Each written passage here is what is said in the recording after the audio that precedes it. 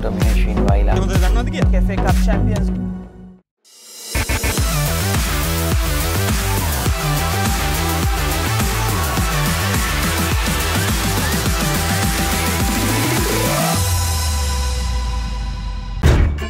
මාන්සිය ගෙම්බර් දාන තැන නොම්බරයකට රිෆ්‍රෙෂ් කරනවා.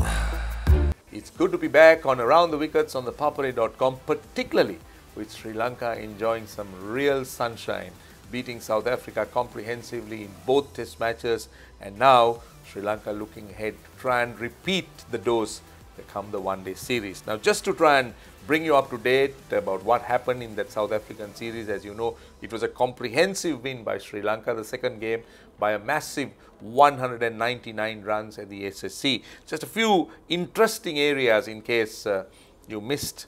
Dimuth and Danushka Gunatilaka's opening partnership. Well, that's been one of Sri Lanka's best for a very long time, because the Sri Lankans at one stage, before this partnership came together and got 44 for the first wicket in Galle, the best was 23. So, well, the Sri Lankan openers were found wanting, but I can tell you that one of the reasons for Sri Lanka to really have some stability and really have some solid foundation was his opening partnership.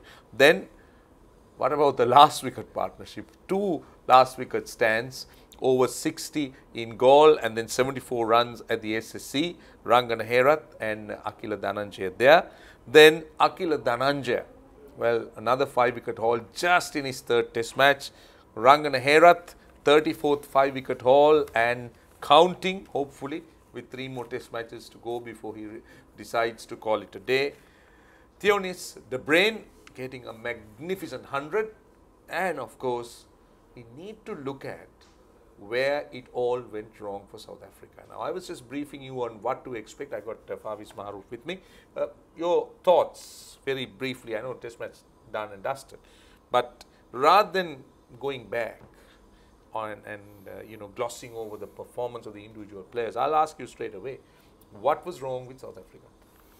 I thought initially playing 3 fast bowlers in a spinning track and keeping Shamsi out, that was the biggest mistake, and even they accepted the mistake there. I thought that was a very crucial, simple error that they made, because from the first hour itself, it started spinning, and Keshav Maharaj, the entire match, I mean, he never had a rest, just kept bowling from one end. Just to stop you there, but what about the runs? No runs from the batsman. Okay, let's assume in hindsight they played Shamsi.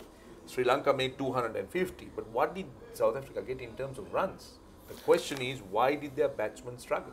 I mean, if you look at the second innings, I mean, the batters had more of a plan how to tackle it. I mean, first innings, I thought they were saying the same mentality as Galle, and whereas in the second innings, they were trying to sweep, they were trying to use the feet, and that was the difference. You're decisive, going, what are you going to do? And a bit of luck here and there, and eventually De Bruyn batted really well. I got to say that. I mean, batted superbly. But as I said before, dropping Shamsi out and playing extra fast ball in that track, the fast bowlers were very friendly in that track, and that was a real mistake. And losing the toss and bowling first, and Sri Lanka again, Dimuth Karunath, Danushka Gunatilaka, brilliant. Once you score 300 in the first innings at SSC, when it starts turning, it's it's a match-winning score there. Yeah, no doubt. And also another factor that I thought really was the reason for South Africa's resurgence in the second innings was because they batted a little bit longer, and the softness of the ball. Because in the first 3 innings, the ball was reasonably hard and there was the pronounced seam, but it was the first time that the South Africans really extended their innings, and at that point the Sri Lankans struggled a little bit. Indeed, I mean, once the ball is soft, it tends to have more time for the batsman to play in the back foot, or else if it spins, you have more time to neglect it. And Sri Lankans bowled well, but we had few drop catches. Yeah, few no balls. We eventually our wickets were gone. But overall, I thought we were clinical apart from those little 2-3 errors. But credit to the late order of South Africa, who had more plan, like Bavuma and De Bruyn. I mean, as you said, batted brilliantly, and they were decisive with their feet movement. That was the key in playing in spinning tracks here. Yeah, and also I thought the Elgar thing was hilarious. You would get dismissed twice, and then you go to the dressing room and you're just about to take off your patch and you've been told, come back. I asked the 2 umpires, how can that happen? He said, that's the new rule, provided there is the next ball is not bowled. The batsman could come, but if a ball is not bowled after the batsman gets dismissed, there is every chance of the umpires calling the batsman back if there is a good reason for that. But anyway, as Farveez Maharoof said, the series is done and dusted. Sri Lanka was clinical, barring those little blips, little mistakes that they made. Right, it's time now to focus on the one-day series. We got 5 exciting games, hopefully. The first one, 29th of July at Dambulla, that's a day game. Then we play a day-nighter in Dambulla. Then we play a day game and a day-night game in Pallekele. And the finishing game, the finale, will be at the R. Premadasa on the 12th of August under light. So it's promising to be very exciting. And talking about being exciting, the Sri Lankans have named an ODI squad. It's a squad that, well, I should say there is experience, there are the older faces, but some interesting decisions. Now, I'm going to ask you a few questions here. Angelo Matthews been recalled as captain, that's number 1. Shehan Jayasuriya, I always thought he was a very fine player, back in the side, and I believe he's there by right. And of course, the inclusion of Prabhat Jayasuriya. Now, just talk us through those decisions, particularly Matthews back as captain, Prabhat Jayasuriya as the left-arm spinner, because I don't think I've seen enough of Prabhat Jayasuriya, but I really thought that he was more the longer version. I mean, I think when it comes to Prabhat Jayasuriya, I personally feel that playing against him a lot of time in the first class. Prabhat, sorry, yeah. Playing in the first class arena, that he's more of a white ball bowler. Okay. Rather than Marinda Pushkumar is more suited with the red ball, and whereas Prabhat Jayasuriya is a guy, not much of variations, but bowled wickets to wicket, doesn't flight the ball that much. So ideally, playing against South Africa at home, I expect some sort of slow tracks, not as bad, not as slow as the test matches, but having some slow tracks. So ideally, if he makes his debut, I think it's a great opportunity for him. Yeah. Now on that score, I just want to ask Farveez about this. Assuming you're a selector, assuming you are a selector here, what is the difference between Amila Aponso and Prabhat Jayasuriya? Because to me, Aponso is a tried and tested metal. Every time he was given an opportunity, excepting one game against Zimbabwe, he was good. So why do you think the selectors are not looking at him and going with Prabhat Jayasuriya? Anything that is different in Jayasuriya from Aponso? Both of them, they were pretty much equal bowlers. I mean quality bowlers, but Amila Aponso have done well whenever he has got the opportunity, and again a consistent performer in the first class season. But I'm pretty sure that selectors are trying new faces. So unlucky, Amila Aponso for me, because he's been, as I said, consistently doing well in the domestic season. But Prabhat Jayasuriya deserves his place after his heroics in the A-team series. So this is some sort of a go for him. You just have to grab it. As I said, playing at home against South Africa, who's weakened against spin, this is his opportunity to do it. But Amila Aponso for me is definitely unlucky. What about Matthews as captain again? Yeah, I'm brilliant to have him. Unfortunately, lose him for a while with injuries. So I'm pretty sure that he wants to continue being the captain until the World Cup, and this is where we start our campaign. I think we don't have much of the one-day series coming up. So you're suggesting that Matthews should be captain up to the World Cup in the one-day? Definitely, I think so. Not Chandimal? Chandimal should be around for me in the batting order, but I would like to see Angelo as the captain. But Chandimal as a specialist better, and with Angelo's experience playing in the World Cups and captaining before as well, that will add more value, and good to have him in the middle order to guide the late order as well as in the middle order while batting especially. Right, now for South Africa, I think they'll just dismiss the test series as a bad dream. They look forward to the one-dayers, and they'll feel far more comfortable playing one-day cricket in these parts of the world because they're more adept. Test cricket is a completely different ball game. What do you make out of the South African one-day squad? A few new guys coming in, David Miller, JP Dumini, 2 names straight away that comes into my mind or that I could pick. But overall, how do you see the South African one-day side?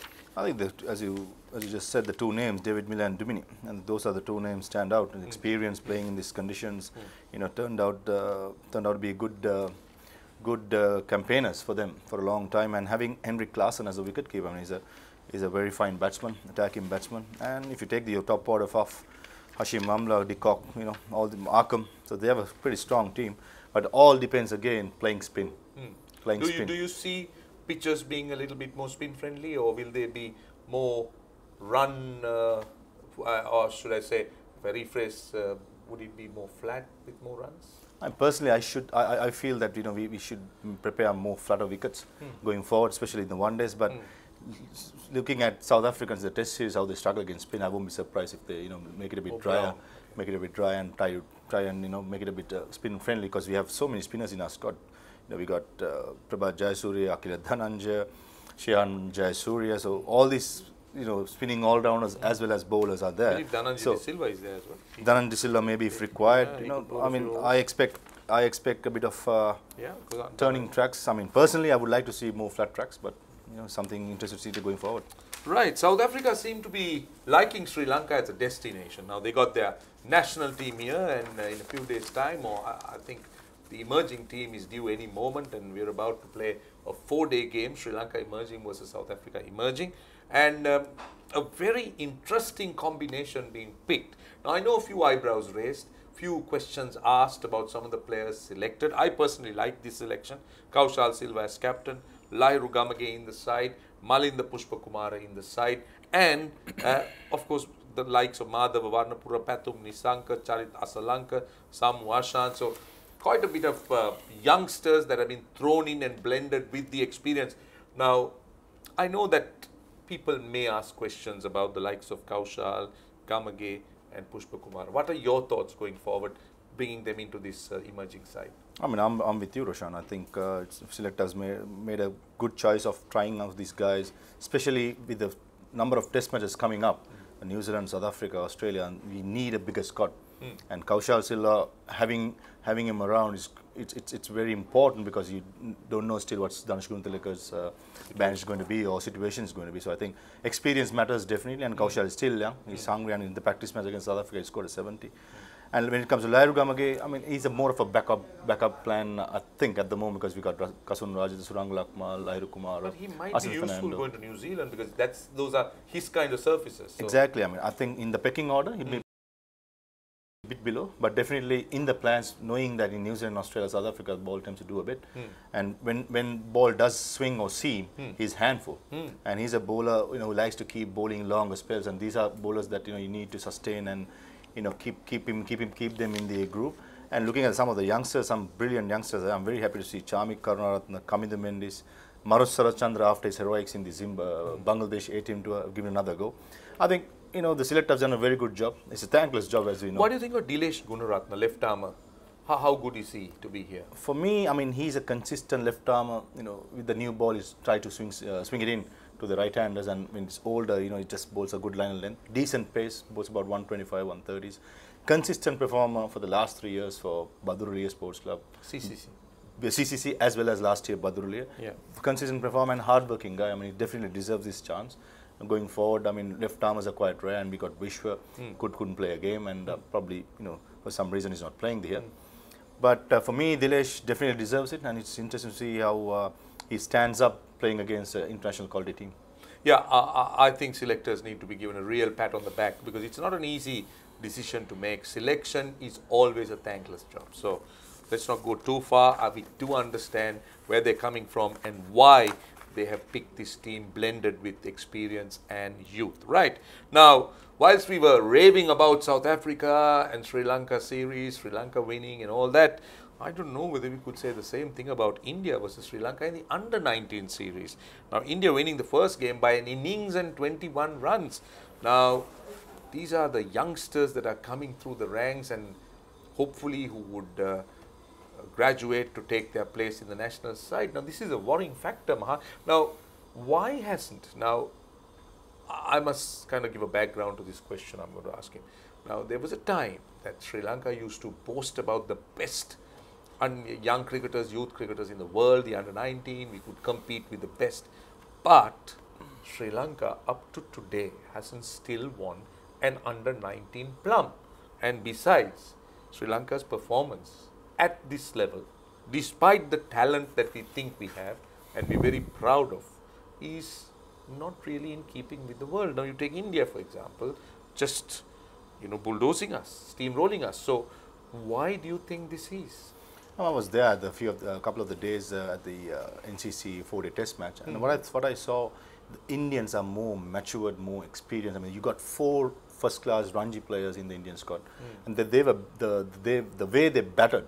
It showed me they showed authority. They were much positive, and whereas our boys are lacking experience. I mean, if you take our boys, I thought, most of the players what we haven't played in a first-class ground properly. That's a simple example. But they're in school. That's what I'm saying. I mean, still, when it are comes these to Indian guys? I'm interrupting, but are these Indian guys in school already, or have they turned professional? I think 4 of them are professionals. Speaking to the coach, Mr. Raman, when I spoke to him, he said 4 of the boys have already made it to the Ranji Trophy, and some of them are in university as well. So these guys are much more mature, and our boys, I thought, they lacked confidence. They lacked planning. I thought, the series was planning as well. That's sometimes a very serious thing. Why I said that was when I was watching it, the fast bowlers. Our coach, Hashan. I'm not trying to blame Hashan. No, Hashan's just taken over. Yeah, just taken over about 2 months ago. But when I say lack of the planning, is there in terms of fast bowling. Unfortunately, Vasi wasn't there. The last test match, his father passed away. So Hashan, exactly, 2 funerals there. And when I say lack of planning, what I saw from the bowlers, they seem to not to bowl in one line, one length. In 4-day games, that's what you do, frustrate the batsman. But whereas our bowlers were trying too much and too hard. That's what I meant by lack of planning. You need to be patient when it comes to bowling, especially in a track like NCC, which is very true for the batsman. So that's where they went wrong. Even the second test match, within 1 day, they scored 420 or something like that. So that's more than 4 runs over in the 3-day game, in a 4-day game. So that's where our bowlers need to be more patient, need to have more planned how to get the batsman out, frustrated. I mean, these are little basic things that these errors actually costed us the last test match, as well as we are so much behind in the present test match. Right, now we all know that when an Indian team tours, there is so much of media attention, and this Indian under-19 tour is no different. But one guy who's caught the media attention, I wouldn't want to say for the wrong reasons, there's nothing wrong in that, but not for the reasons he should have actually got the media attention, was Sachin Tendulkar's son. Now, there is a saying that great fathers don't produce great sons. Is that true? The little bit I saw, I mean, he has some, he has some quality in him as a left-arm fast bowler. Swings it in, picked up early wicket in the first innings in the last game. Does he have pace? I haven't seen. I mean, I would say something around 125. He still can build up. He's still young, and he's in the process of going to the other level. But he's still definitely got some charisma about him being a fast bowler. All right, so after all, he's a Tendulkar. So when it is a Tendulkar, there's always attention. People get excited. They expect a lot out of the Tendulkar. So let's see what happens with regards to young Tendulkar. Right, so we're almost at the end of Around the Wickets. Now, we got a question, as you know. We always ask you on every Around the Wickets program. And this time our question is, when did Sri Lanka beat South Africa, or when did Sri Lanka last beat South Africa in an ODI? Now, that is an interesting question. So, do send us your answers. I'm sure we'll have a winner the next time around. Last week's question, what is Dimuth Karunaratne's highest score? The answer, 196 in a test against Pakistan in 2017. The match was Sri Lanka's first ever day-night test match that was played at the Dubai International Stadium. And we could add a little bit more, spice it up and say Sri Lanka won that game by 68 runs. So that's the story on Around the Wickets. We hope you enjoyed it. We hope we will have your company when Sri Lanka plays South Africa in the 5 one-days. We certainly hope to come with you or join you with cricketry at the end of each game, where we will look to try and analyze the day's performance. Thank you for joining us. We'll see you again.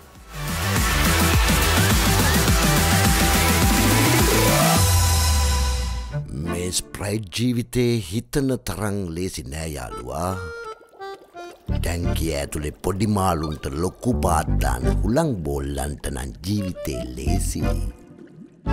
ඒකට Sprite. මහන්සිය ගෙම්බර් දාන තැන නොම්බරයකට refresh කරනවා. වැඩේ අමාරුයි කරන්නත් එපැයි. පැහැදිලිනේ?